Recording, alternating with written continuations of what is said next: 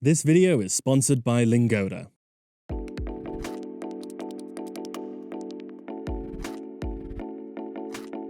Welcome to Luxembourg, a tiny, wealthy micronation shouldered between France and Germany. And I only have 24 hours to dive as deep as I can, so come along with me as we ride some interesting public transportation, walk around these beautiful streets, and even check out a fantastic little fortress. However, before we can jump into this wonderful city, it wouldn't be a very good near-from-home video if I didn't show you how I got here. Which is a change of pace for the channel, at least lately, means starting off here at the Luxembourg airport. I bet you guys thought I was gonna take a train. I'll talk about that later. So how do we get from the airport to the city center though? Well, it could not be easier. There's a bus, but not just any bus. There is something very special about Luxembourg that I just cannot wait to share with you. Which is that all public transportation throughout the entire country is completely free. So all we need to do is ride this bad boy for 15 minutes without a ticket, and we'll be back in the beautiful city center. And I've got to say, it feels pretty weird just getting onto the bus knowingly not purchasing a ticket. First time in my entire life.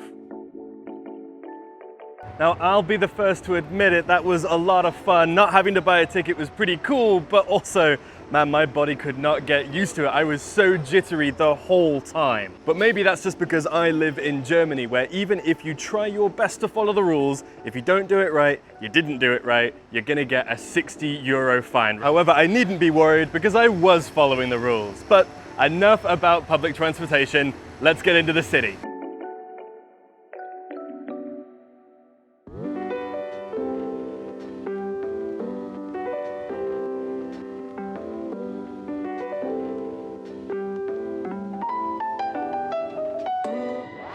I'll be honest with you guys, this city is really impressing me. It is just so beautiful and I've never seen anything like it. And that's because amongst this fantastic beauty lies an incredibly complicated and interesting geography. As you see, Luxembourg itself sits above, below, beside and inside these fantastic gorges cut by a picturesque river. It's incredible. I've never seen so many aqueducts and viaducts in my life. However, this complication does turn any jaunt about the city into a complicated three-dimensional orienteering puzzle. How exactly do you get from point A to point B when there could be so much elevation in between you? And well, hopefully we'll cover some of those methods a little bit later today. But for now, let's just bask in their beauty.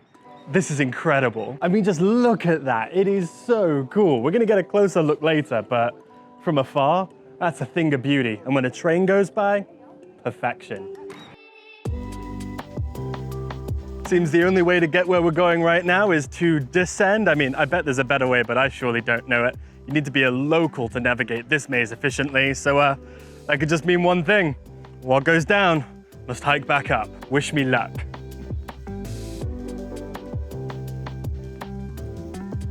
I don't think you guys are gonna be ready for this one. I've gotten down to the water, I've descended so much elevation, I'm on a bridge underneath the viaduct. I mean, how cool is this? I told you we'd get closer to it, and boy did I deliver. And next to that bridge, under the viaduct, along the river, is one of the coolest community garden spots I think I've ever seen. I'd love to grow me some potatoes out there.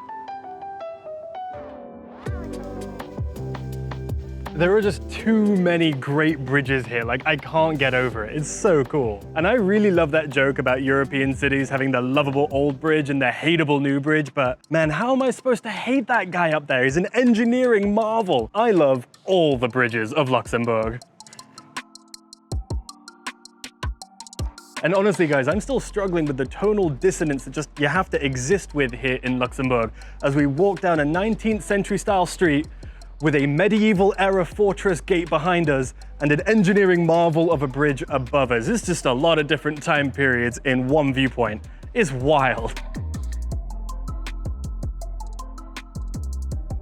All right, I've got to level with you here. There's a dilemma, there's a problem, and I don't quite know how to solve it. And that is, what language do I open with? I mean, Luxembourg has 3 languages, French, German, and Luxembourgish. I speak English and passable enough German to get by, and well, I don't want to be one of those English people, right? Or one of those people who speak English who just open with English, expecting everyone to do it. So I've been opening with German, but it's not working. Instead, I'm finding a ton of people who can only speak French, but I also can't tell who it's going to be. When I go into tiny hole in the walls, it's just a roll of the die to find out what language I'm going to be speaking.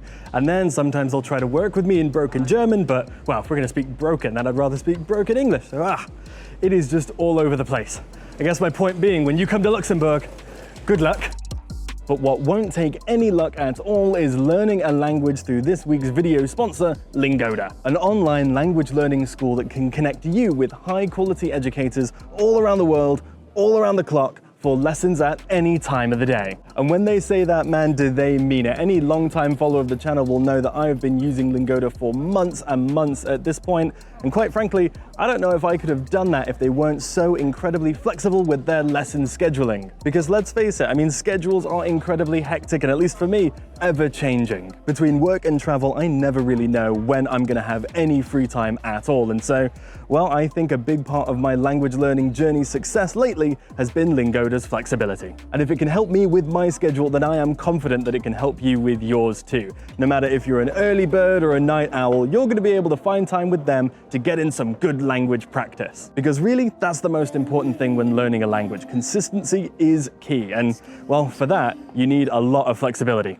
Or at least I do. But not only are they flexible with time, they're flexible with topic as well, allowing you to select exactly what you're interested in learning that week. I mean, yes, we all do have to get to grammar eventually, but sometimes I'm in a speak-in mood, and if that helps motivate me to take a lesson, then that's what it's going to take. And so if that sounds interesting to you, then please check out the links in the description box below, use our code so that they know that you're coming from us, and you will get not only a 7-day free trial, but 30% off your first payment. I hope Lingoda can help all of you out there as much as they've managed to help me, but for now, back to Luxembourg.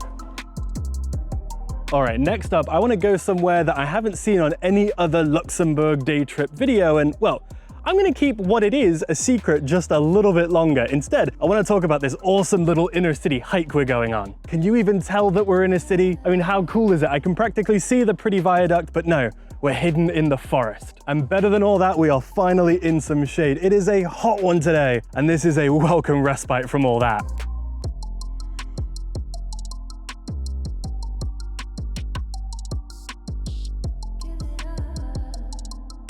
Welcome to Fort Thüngen, an exceptional, multi-layered 17th century fortress.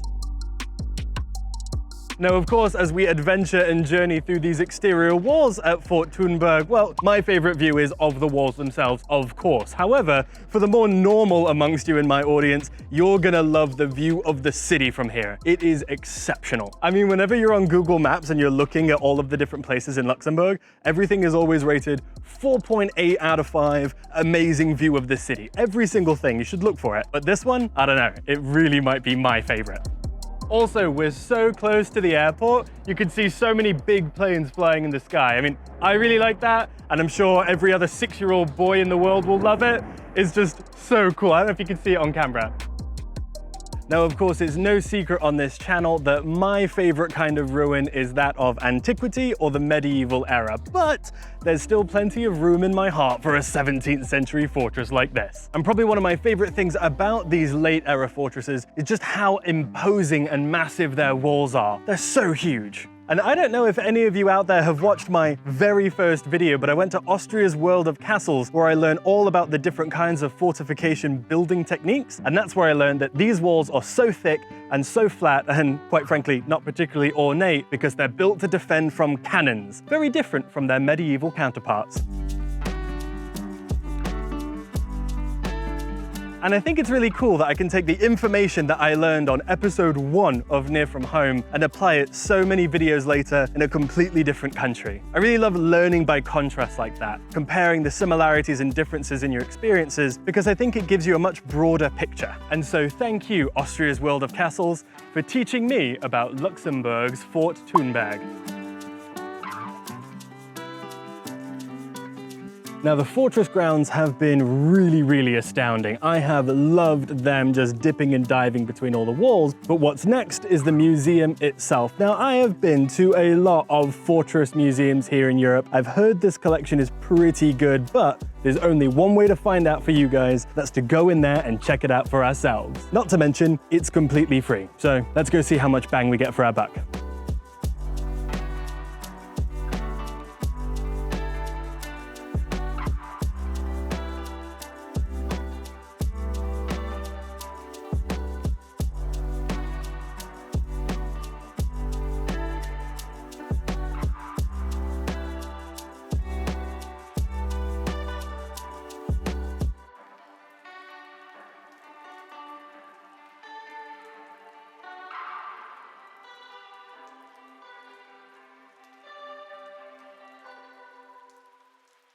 And then after you're done with that fantastic exhibition, you get to go in a fortress tunnel. I mean, just how cool is this?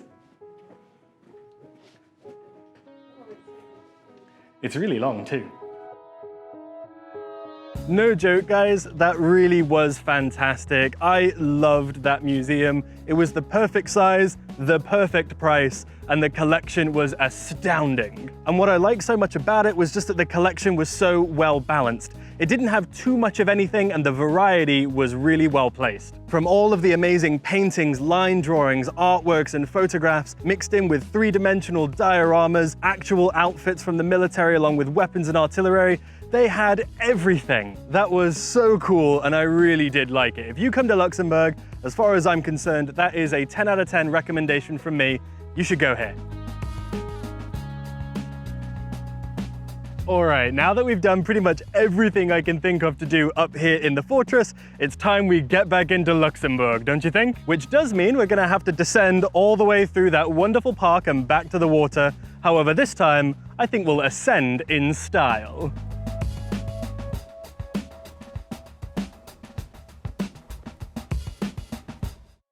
We're going to be taking the elevator. I mean, that really is ascending in style if you ask me. I mean, this is just a cool piece of public infrastructure for you to use here in Luxembourg. Granted, it's not quite as ornate as the one in Lisbon, but I'm excited to ride it anyway. It looks like a lot of fun, and to tell you what, it's better than having to climb back up there with my legs.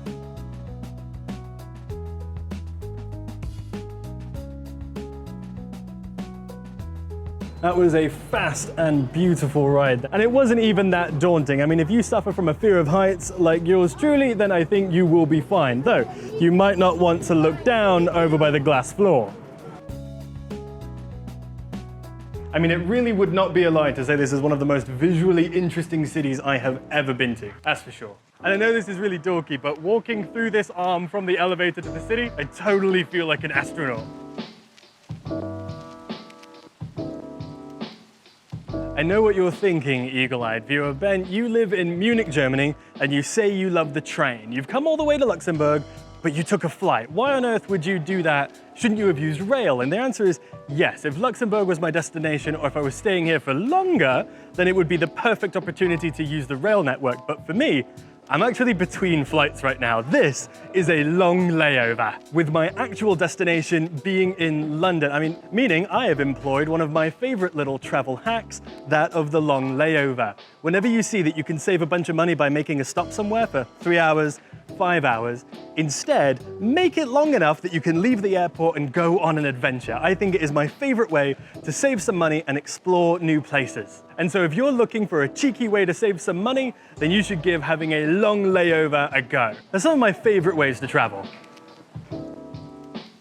And so how could any trip to Luxembourg be possibly complete without a trip to one of their famous La Pigeonnières, or Tauber Square, or Dovecotes? Whatever language you want to use, the pigeons don't mind. They don't speak any of them. But what this is actually really cool. It's a very clever and humane way of performing animal control on these magnificent birds, because, I mean, they can be a little bit of a menace and they can breed like you wouldn't believe. So what you do here is you create 200 pigeon apartments that are perfect for a breeding pair, but small enough that they only produce 1 egg. That way they provide a natural population control without, well, any needless death. So if you're ever in Luxembourg, you should definitely check out one of their dovecotes. Okay, I mean, I don't actually think you have to come here if you're coming to Luxembourg, unless you want to buy weed. It seems pretty easy to do that here as well, but I just thought this was a really, really clever way of performing population control without resorting to poisoning them or something horrible like that. And quite frankly,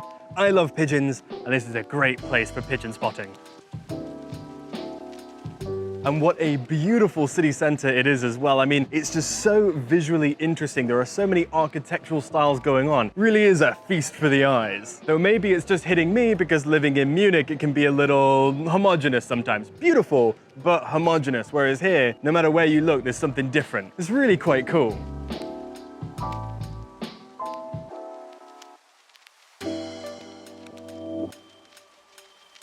And though we definitely don't have time for this on our itinerary today, what we have behind me is the Royal Palace of Luxembourg, right on the high street, which is just wild. Imagine just going out for a Saturday shop, a stroll, and going by the cafe, and this is your backdrop. Absolutely wild. And if you're here in the summer, you can even take a tour of the palace, as they don't actually reside here in the summer. It's more of a winter abode, but their loss is our gain. Well, your gain, because I'm not going in either, but in theory, you could tour it. And I'm sure it's incredibly opulent. Today though, we'll just have to enjoy it from the outside.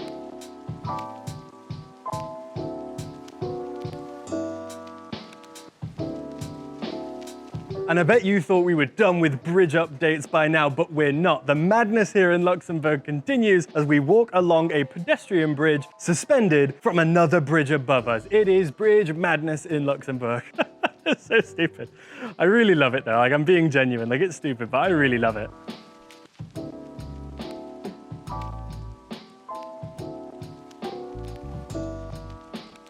And so I think that's gonna have to do it for me and for Luxembourg today, guys. And I would consider this a layover success if I've ever had one. It has been so much fun. So give me a like, give me a subscribe if this has been helpful to you. I hope I've empowered you and inspired you to come to Luxembourg for yourself, maybe for more than a day. And of course, I really do think you should try a long layover for yourself. So hit me up in the comments. Would you try it? Do you think it's a good idea, or am I just crazy?